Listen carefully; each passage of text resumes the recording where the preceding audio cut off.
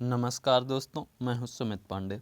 दोस्तों, आने वाले समय में आपकी आरआरबी, एनटीपीसी, सीबीटी 2 की परीक्षा है, रेलवे ग्रुप डी की परीक्षा है, एसएससी की तमाम परीक्षाएं हैं, क्योंकि अभी हाल ही में एसएससी ने अपना कैलेंडर जारी किया है। इसके तहत सीजीएल होगा, सीजीएचएसएल होगा, तमाम परीक्षाएं हैं और यूपी लेखपाल भी होना है। ऐसे में जीएस का रोल काफ़ी अहम हो जाता है। जीएस आपके सिलेक्शन और ना सिलेक्शन होने में एक बड़ा कारण है। तो दोस्तों, इतने कम समय में आपको चाहिए एक ऐसा वीडियो जो आपके कंप्लीट टॉपिक का रिवीजन करा सके। तो दोस्तों, मैं आपके लिए ऐसे ही वीडियो लेकर के आता रहता हूं जो आपके कंप्लीट टॉपिक को एक पूरे सरसरी निगाह से पूरा रिवीजन करा सके। एक ही टॉपिक में 400-500 प्रश्न हो। जैसे कि प्राचीन इतिहास में मैंने लगभग 300 प्रश्न कराए हैं, मध्यकालीन इतिहास में लगभग 250 प्रश्न कराए हैं और आधुनिक इतिहास में ये आज आखिरी वीडियो है। इसका कुल 6 ही भाग हैं और इसमें लगभग 300 प्रश्न हो जाने हैं। तो दोस्तों, ये वीडियो आपके लिए काफ़ी महत्वपूर्ण होने हैं।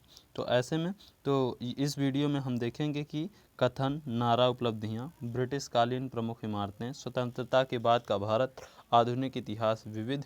और अगर आपको इसका पीडीएफ चाहिए तो आप मेरे दिए गए टेलीग्राम चैनल को ज्वाइन कर सकते हैं। लिंक मैं डिस्क्रिप्शन में दे दूंगा। तो चलिए दोस्तों, शुरू करते हैं कि आधुनिक इतिहास का आज आखिरी वीडियो है और इसका पहला प्रश्न देखते हैं कि क्या है। स्वतंत्र भारत के गवर्नर जनरल कौन थे? स्वतंत्र भारत के गवर्नर जनरल कौन थे? तो इन दिए गए में से लॉर्ड माउंटबेटन थे। लॉर्ड माउंटबेटन स्वतंत्र भारत के गवर्नर जनरल थे। अगला प्रश्न जानने से पहले देख लेते हैं कि इसका डिस्क्रिप्शन क्या है। स्वतंत्र भारत के प्रथम गवर्नर जनरल लॉर्ड माउंटबेटन हुए, जबकि स्वतंत्र भारत के प्रथम एवं अंतिम भारतीय गवर्नर जनरल चक्रवर्ती राजगोपालाचारी जी थे। अगला प्रश्न है, भारत के गवर्नर जनरल के रूप में लुईस माउंटबेटन की जगह किसने ली थी? तो इन निम्न में से सी राजगोपालाचारी जी ने ली थी। ये सी राजगोपालाचारी एकमात्र भारतीय गवर्नर जनरल थे। अगला प्रश्न है, किस गवर्नर जनरल का समय भारत का स्वतंत्रता संग्राम सिपाही विद्रोह हुआ था? तो वो उस समय जब भारत का सिपाही विद्रोह, ये 1857 की बात कर रहा है दोस्तों। तो 1857 में लॉर्ड कैनिंग था। लॉर्ड कैनिंग जो था वो भारत का गवर्नर जनरल था। तो सिपाही विद्रोह, जिसको 1857 की क्रांति भी कहा जाता है। लॉर्ड हार्डिंग वो नर बलि प्रथा के समय पर प्रतिबंध के समय गवर्नर जनरल था, जबकि विलियम बेंटिंक सती प्रथा के समय था। लॉर्ड कैनिंग 1857 के विद्रोह के समय था, जबकि लॉर्ड एलनबरो दास प्रथा के उन्मूलन के समय था। अब यहाँ से आपका शुरू हो जाएगा कथन, नारा और उपाधियाँ। इसमें से प्रश्न है, Swaraj is my birth right and I shall have it. यह किस नेता का कथन है? इसका हिंदी में अनुवाद होता है, स्वराज मेरा जन्म सिद्ध अधिकार है और मैं इसे लेकर के रहूँगा। तो ये प्रसिद्ध कथन है बाल गंगाधर तिलक जी का। ऑप्शन सी इसका सही उत्तर हो जाएगा। Swaraj is my birth right and I shall have it. स्वतंत्रता मेरा जन्म सिद्ध अधिकार है और मैं इसे प्राप्त करके ही रहूँगा।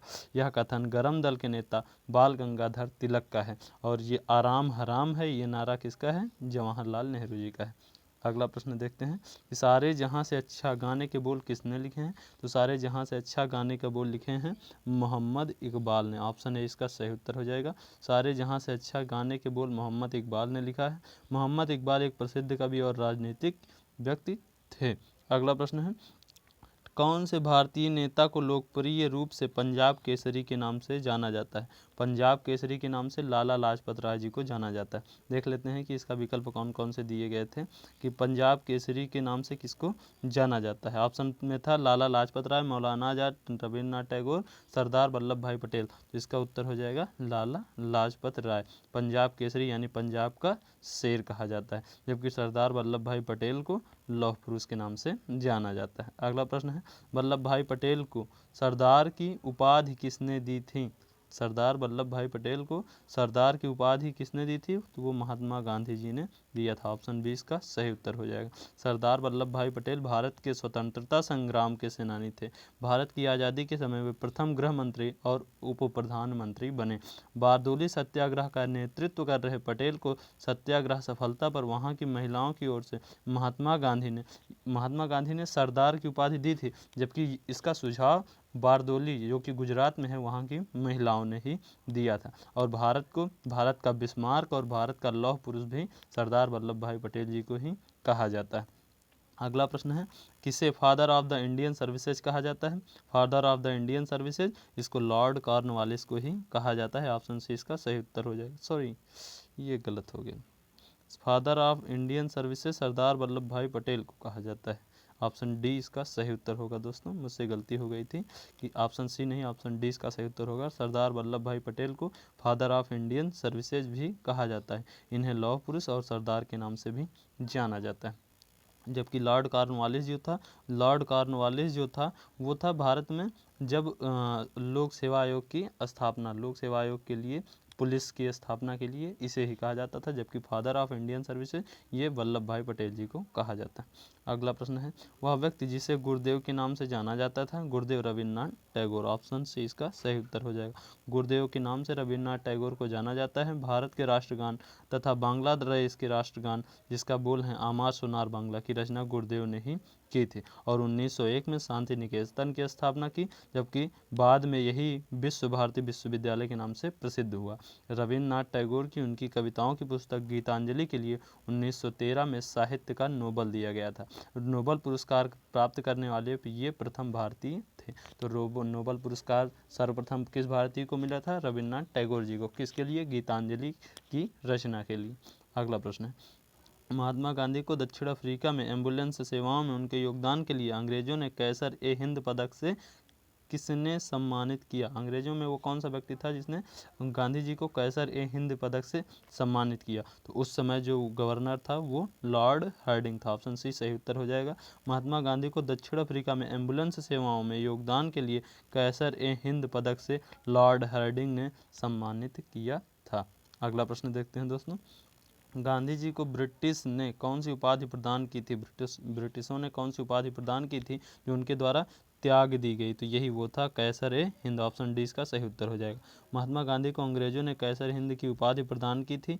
यह उपाधि इन्होंने प्रथम विश्व युद्ध के बाद लोगों को सेना में भर्ती होने के लिए प्रोत्साहित किया था। यानी गांधी जी जो थे वो अंग्रेजों की सेना में भर्ती होने के लिए भारतीय लोगों को प्रोत्साहन कर रहे थे। इसी कारण अंग्रेजों ने इन्हें कैसर ए हिंद की उपाधि से सम्मानित किया। और जबकि जलियांवाला बाग जब 1919 में हुआ, 13 अप्रैल 1919 को, तो इसी हत्याकांड के विरोध में ही गांधी जी ने यह उपाधि इनको वापस कर दी कि मुझे कैसर ए हिंद की उपाधि नहीं चाहिए।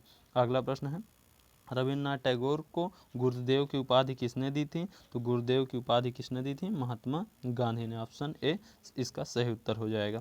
अगला प्रश्न है, इसका सही उत्तर हो जाएगा महात्मा गांधी, लेकिन इसका डिस्क्रिप्शन क्या हो जाएगा? रविन्द्रनाथ टैगोर को गुरुदेव की उपाधि महात्मा गांधी ने दी थी। रविन्द्रनाथ टैगोर को उनकी काव्य कृति गीतांजलि के लिए सन 1913 में साहित्य का नोबल पुरस्कार मिला था। यह सम्मान प्राप्त करने वाले वह प्रथम एशियाई व्यक्ति थे। सन 1915 में अंग्रेजों द्वारा उन्हें सर की उपाधि दी गई थी, जिसे उन्होंने जलियांवाला बाग हत्याकांड के विरोध में वापस कर दिया था। तो नाइटहुड यानी सर की उपाधि इन्हीं को दी गई थी। और जबकि गुरुदेव किसने कहा था रविन्द्रनाथ टैगोर को? महात्मा गांधी जी ने। ऑप्शन ए सही उत्तर हो जाएगा। अगला प्रश्न है, किसने कहा तुम मुझे खून दो मैं तुम्हें आज़ादी दूंगा? ये विश्व प्रसिद्ध कथन है सुभाष चंद्र बोस जी का। ऑप्शन डी सही उत्तर हो जाएगा। और जवाहरलाल नेहरू ने कहा था आराम हराम है, तथा गांधी जी का नारा था करो या मरो, डू और डाई। अगला प्रश्न, भारत की आज़ादी की लड़ाई के दौरान करो या मरो का नारा किसने दिया था? तो वो महात्मा गांधी ने दिया था। ऑप्शन सी इसका सही उत्तर हो जाएगा। करो या मरो का नारा निम्न में से किस आंदोलन से संबंधित है? करो या मरो का नारा निम्न में से किस आंदोलन से संबंधित है? वो था भारत छोड़ो आंदोलन से संबंधित। ऑप्शन डी इसका सही उत्तर हो जाएगा। बिस्मार्क ऑफ इंडिया किसे कहा जाता है? बिस्मार्क ऑफ इंडिया वल्लभ भाई पटेल जी को कहा जाता है। ऑप्शन बी इसका सही उत्तर हो जाएगा कि बिस्मार्क ऑफ इंडिया, बिस्मार्क जो था वो फ्रांस का था, तो उसी को बिस्मार्क ऑफ द नहीं सॉरी जर्मनी का था। बिस्मार्क जो था वो जर्मनी को एकीकृत करने में अपनी महत्वपूर्ण भूमिका निभाई थी। इसी तरीके से वल्लभ भाई पटेल जी ने भारत को एक करने के लिए महत्वपूर्ण भूमिका निभाई थी, इसलिए इनको बिस्मार्क ऑफ द इंडिया कहते हैं। ऐसा प्रश्न है कि ऐसे जियो जैसे कि यह आपका आखिरी दिन है, ऐसे सीखो कि आप हमेशा जीवित रहेंगे। यह शब्द किसके द्वारा कहे गए थे? ये शब्द कहे गए थे महात्मा गांधी के द्वारा। ऐसे जियो कि यह आपका आखिरी दिन है और ऐसे सीखो कि हमेशा आप जीवित रहोगे। यह शब्द महात्मा गांधी के हैं। सूर्य की तरह चमकना चाहते हो तो सूर्य की तरह तपना सीखो, ये कहा था एपीजे अब्दुल कलाम ने। दिल्ली चलो का नारा 1942 में सुभाष चंद्र बोस ने दिया था, जबकि जय जवान जय किसान का नारा लाल बहादुर शास्त्री जी ने 1965 में दिया था।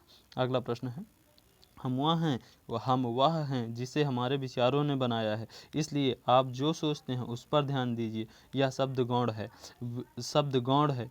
विचार रहते हैं वे दूर तक जाते हैं। ये वाक्य किसने कहा था कि हम वह हैं जिसे हमारे विचारों ने बनाया है, इसलिए आप जो सोचते हैं उस पर ध्यान दें। ये कहा था स्वामी विवेकानंद जी ने। ऑप्शन सी इसका सही उत्तर हो जाएगा।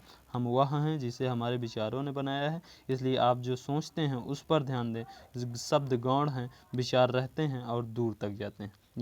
ये बातें कही थी स्वामी विवेकानंद जी ने। अगला प्रश्न है, सहिष्णुता के अभ्यास में उनका दुश्मन ही उनका सबसे अच्छा प्रशिक्षक होता है।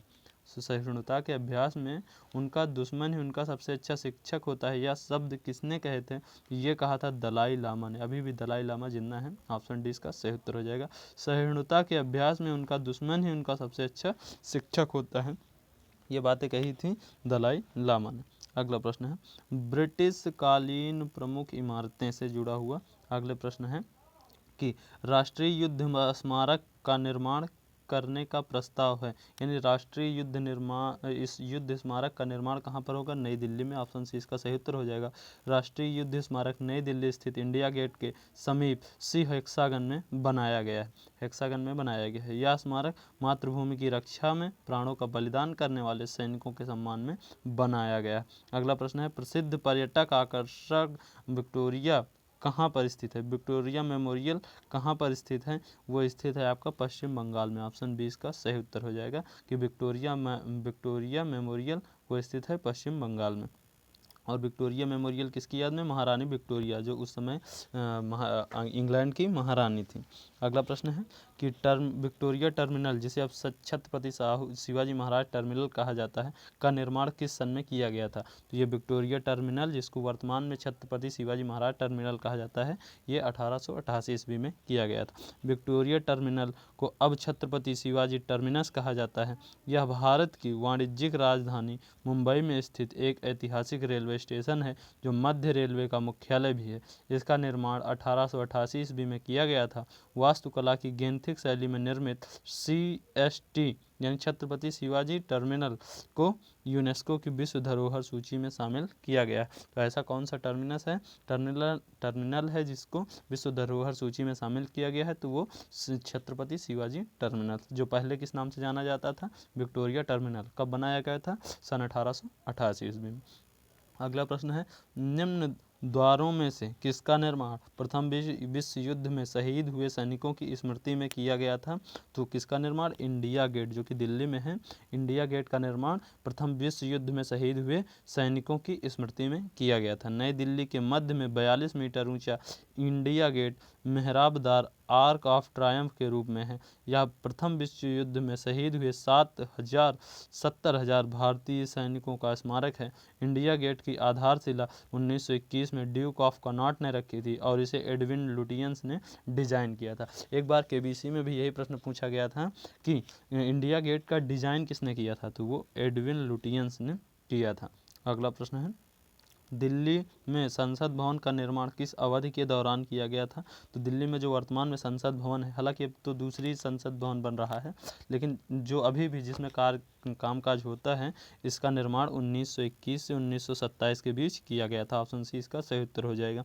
संसद भवन का निर्माण 1921 से 1927 के दौरान किया गया था। इसका डिजाइन वास्तुकार एडविन लुटियंस था। यही व्यक्ति था जिसने इंडिया गेट बनवाया था, इसका डिजाइन किया था, तथा इसका उद्घाटन तत्कालीन वायसराय लॉर्ड इरविन ने 18 जनवरी 1927 को किया था।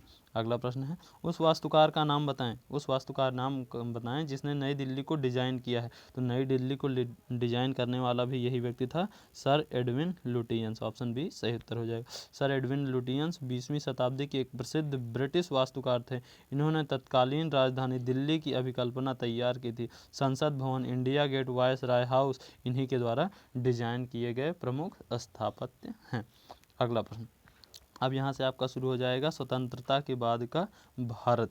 तो इसका पहला प्रश्न है, भारत की स्वतंत्रता के तुरंत बाद गोवा किस राज्य का था, यानी किस देश के कब्जे में था। तो स्वतंत्रता के तुरंत बाद गोवा जो था वो पुर्तगालियों का राज्य था, यानी पुर्तगाली स्वतंत्रता के भारत जब की स्वतंत्रता यानी जब 1947 के बाद भी गोवा पुर्तगालियों के ही कब्जे में था।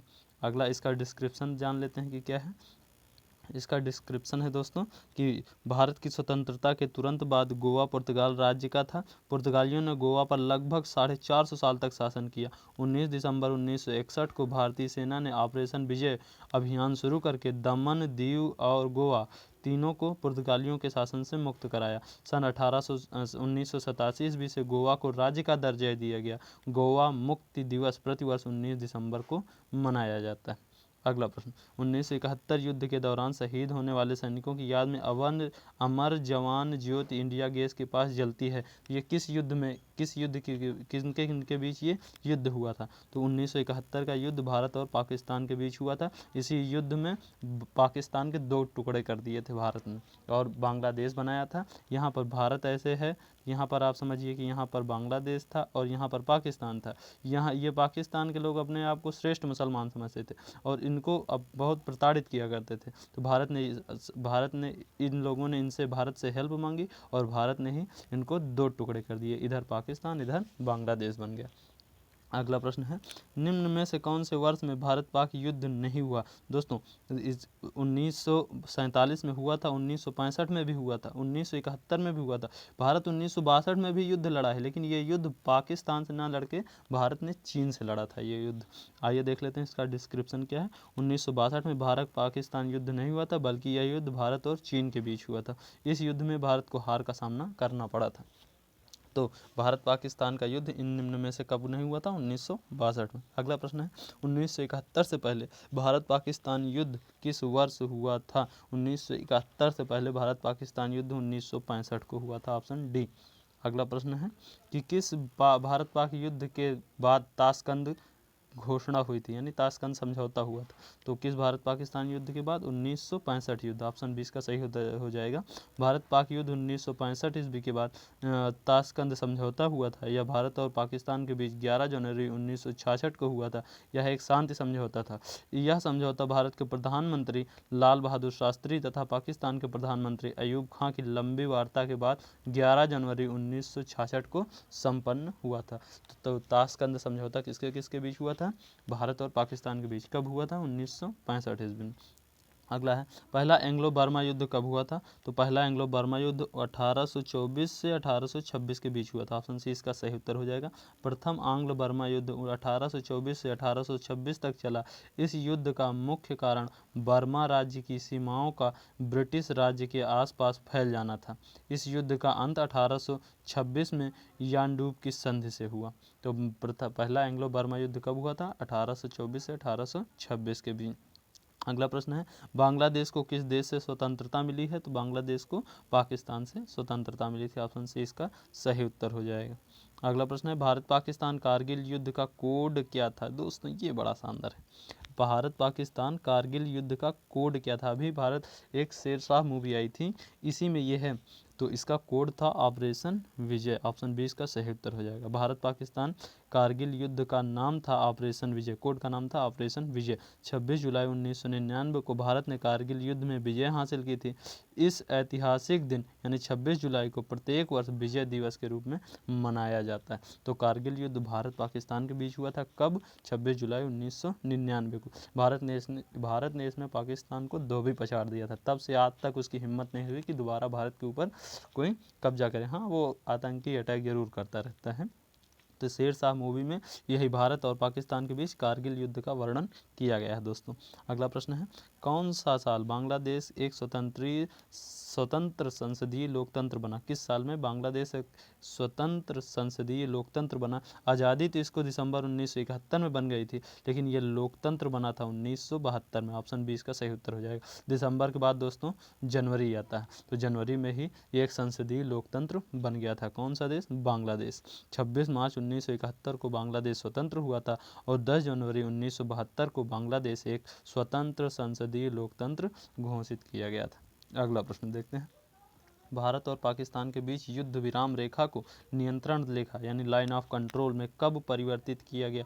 युद्ध विराम रेखा को नियंत्रण रेखा में कब परिवर्तित किया गया? सन 1972 ईस्वी में। ऑप्शन 20 का सही उत्तर हो जाएगा। सन 1947 में भारत व पाकिस्तान के बीच 740 किलोमीटर लंबी युद्ध विराम रेखा खींची गई, जिसे आगे चलकर 3 जुलाई 1972 को शिमला समझौते के बाद इसे नियंत्रण रेखा यानी एलओसी में परिवर्तित कर दिया गया। ऑप्शन इसका क्या हो जाएगा? बी सही उत्तर। अगला प्रश्न है, शिमला समझौता 1972 पर किनके द्वारा हस्ताक्षर किए गए थे? तो शिमला समझौते पर किसके किसके बीच हस्ताक्षर किए गए थे? इंदिरा गांधी और जे भुट्टो। ऑप्शन 20 का सही उत्तर हो जाएगा। सन 1971 में भारत पाकिस्तान युद्ध के बाद भारत के शिमला संधि पर एक हस्ताक्षर हुए थे, जिसे शिमला समझौता कहा गया। इससे भारत की तरफ से इंदिरा गांधी और पाकिस्तान की तरफ से जुल्फ़िकार अली भुट्टो शामिल थे। अगला प्रश्न अब यहाँ से शुरू हो जाता है आधुनिक इतिहास के ऐसे प्रश्न जिनको किसी कैटेगरी में बांधा नहीं जा सकता। अगला प्रश्न देखते हैं कि 1946 में भारत को अंतरिम सरकार बनाने के लॉर्ड वेवेल ने किसे आमंत्रित किया था? तो अंतरिम सरकार बनाने के लिए भारत ने किसको आमंत्रित किया था? जवाहरलाल नेहरू को। ऑप्शन ए सही उत्तर हो जाएगा। तो भारत का अंतरिम प्रधानमंत्री कौन था उस समय? 1946 में जवाहरलाल नेहरू जी थे। अगला प्रश्न देखते हैं कि क्या है दोस्तों। अगला प्रश्न है कि इसका डिस्क्रिप्शन है कि 2 सितंबर 1946 में भारत में अंतरिम सरकार बनाने के लिए लॉर्ड वेवेल ने जवाहरलाल नेहरू को आमंत्रित किया। इस अंतरिम सरकार में जवाहरलाल नेहरू के नेतृत्व में 12 सदस्य शामिल हुए थे। लॉर्ड वेवेल के कहने पर 5 सदस्य मुस्लिम लीग से सम्मिलित हुए। तब सदस्यों की कुल संख्या 14 हुई। कांग्रेस के 3 लोगों ने इस्तीफा भी दे दिया था। अगला प्रश्न है, ब्रिटिश काल की ग्रीष्मकालीन राजधानी कौन सी थी? तो गर्मी में ये लोग शिमला को राजधानी बना लिया करते थे। ऑप्शन सी इसका सही उत्तर हो जाएगा। शिमला जो कि हिमाचल प्रदेश की राजधानी है, 1864 ईस्वी में लॉर्ड विलियम बेंटिक ने शिमला को भारत में ब्रिटिश राज की ग्रीष्मकालीन राजधानी घोषित किया था। शिमला ठंडी जलवायु, सुरम्य प्राकृतिक दृश्यों और हिमाच्छादित पहाड़ियों, चीड़ और देवदार के जंगलों और शहरी भू दृश्यों के लिए विख्यात है। तो ग्रीष्मकालीन राजधानी कौन हुआ करती थी? शिमला, जो वर्तमान में हिमाचल प्रदेश की राजधानी है। अगला प्रश्न है, खुदाई खिदमतगार आंदोलन का संस्थापक था। खुदाई खिदमतगार आंदोलन का संस्थापक था और उसने 1947 में दृढ़ता से भारत और पाकिस्तान के विभाजन का विरोध किया था। तो खुदाई खिदमतगार आंदोलन का जिसने किया था वो खान अब्दुल गफ्फार खान थे। ऑप्शन सी सही उत्तर हो जाएगा। खान अब्दुल गफ्फार खान खुदाई खिदमतगार आंदोलन के संस्थापक थे और उन्होंने 1947 में दृढ़ता से भारत और पाकिस्तान के विभाजन का विरोध किया था। इनको सीमांत गांधी भी कहा जाता था। इनका उद्देश्य संयुक्त, स्वतंत्र और धर्मनिरपेक्ष भारत था। ये नहीं चाहते थे कि भारत और पाकिस्तान का बंटवारा हो। इनको सीमांत गांधी तथा बादशाह खान के रूप में भी जाना जाता है। अगला प्रश्न है, किस व्यक्ति को बहादुर खान के नाम से भी जाना जाता था? तो ये व्यक्ति कौन थे? खान अब्दुल गफ्फार खान। ऑप्शन सी सही उत्तर हो जाएगा। इनको बादशाह खान के नाम से भी जाना जाता है। सीमांत गांधी या सरहदी गांधी भी इन्हीं को कहते थे। इनको बच्चा खां भी कहा जाता था। अगला प्रश्न है, फ्रंटियर गांधी किसको बुलाया जाता था? फ्रंटियर गांधी यानी सीमांत गांधी, इनको कहा जाता था खान अब्दुल गफ्फार खान। ऑप्शन बी सही उत्तर हो जाएगा। फ्रंटियर गांधी के नाम से खान अब्दुल गफ्फार खान को जाना जाता है। गांधी जी के कट्टर अनुयायी होने के कारण इनके अनुयायियों ने यह नाम दिया था। इन्हें बच्चा खान तथा बादशाह खान भी कहा जाता है। अगला प्रश्न है, सीमांत गांधी किसे कहा जाता है? वही ऑप्शन सी इसका सही उत्तर हो जाएगा, खान अब्दुल गफ्फार खान। अगला प्रश्न है, स्वतंत्र पार्टी के संस्थापक निम्नलिखित में से कौन थे? स्वतंत्र पार्टी के संस्थापक थे सी राजगोपालाचारी। ऑप्शन ए इसका सही उत्तर हो जाएगा। स्वतंत्र पार्टी भारत का एक राजनीतिक दल था जिसकी स्थापना अगस्त 1959 में चक्रवर्ती राजगोपालाचारी जी ने की थी। इस दल ने पंडित जवाहरलाल नेहरू की समाजवादी नीति का विरोध किया था और लाइसेंस परमिट राज को समाप्त कर मुक्त अर्थव्यवस्था की वकालत की थी। और यही सी राजगोपाला जी आगे चल के तमिलनाडु के मुख्यमंत्री भी बने थे। अगला प्रश्न है, किस शताब्दी में भारत में आधुनिक काल की शुरुआत मानी जाती है? भारत में आधुनिक काल की शुरुआत मानी जाती है 18वीं शताब्दी से। ऑप्शन डी इसका सही उत्तर हो जाएगा। भारतीय इतिहास को 3 कालों में विभक्त कर सकते हैं। प्राचीन भारत का इतिहास जो 600 ईसा पूर्व से 712 ईस्वी तक ईसा पूर्व से 712 ईस्वी तक विवरण देता है। मध्यकालीन भारत का इतिहास जो 712 ईस्वी से 1707 तक के राजवंशों की जानकारी प्रदान करता है, तथा आधुनिक काल 1707 से वर्तमान काल तक का विवरण प्रस्तुत करता है। तो आधुनिक काल की शुरुआत कब से मानी जाती है? 1707 से। 1707 में 18वीं शताब्दी लग गई थी। अगला प्रश्न, भारत में संपूर्ण क्रांति के पक्षधर का नाम बताइए। ऐसा व्यक्ति कौन था जिसने कहा था भारत में संपूर्ण क्रांति होनी चाहिए? वो थे जेपी नारायण, जयप्रकाश नारायण। ऑप्शन ए इसका सही उत्तर हो जाएगा। संपूर्ण क्रांति जयप्रकाश नारायण का विचार व नारा था, जिसका आह्वान इन्होंने इंदिरा गांधी की सत्ता को उखाड़ फेंकने के लिए किया था। पटना के ऐतिहासिक गांधी मैदान में जयप्रकाश नारायण ने संपूर्ण क्रांति का नारा दिया था। मैदान में उपस्थित लाखों लोगों ने जात पात, तिलक, दहेज और भेदभाव छोड़ने का संकल्प लिया था। तो संपूर्ण क्रांति के पक्षधर यानी संपूर्ण क्रांति के जनक कौन थे? जयप्रकाश नारायण। अगला प्रश्न, ईसाई धर्म में सबसे प्रसिद्ध चर्चों में से एक सेंट पीटर्स बेसिलिका किस शहर में स्थित है? तो Saint Peter's Basilica Vatican City में स्थित है। ऑप्शन डी इसका सही उत्तर हो जाएगा। Saint Peter's Basilica church Vatican City में स्थित है। यह ईसाई धर्म का सबसे प्रसिद्ध चर्च है, जिसे वर्ष 1626 में बनवाया गया था। तो सेंट पीटर्स बेसिलिका किस कहाँ पर स्थित है? वेटिकन सिटी में स्थित है। अगला प्रश्न है, अब्दुल रहमान और ब्रिटिश राज्य के प्रतिनिधि श्री मॉर्टिमर की स्थापना किस समझौते पर हस्ताक्षर किए गए थे? आइए इसका विकल्प देख लेते हैं दोस्तों। ये प्रश्न कहना क्या चाहता है? तो यहाँ ये कहना चाहता है कि किन किन के बीच भारत और अफगानिस्तान के बीच कौन सी रेखा थी?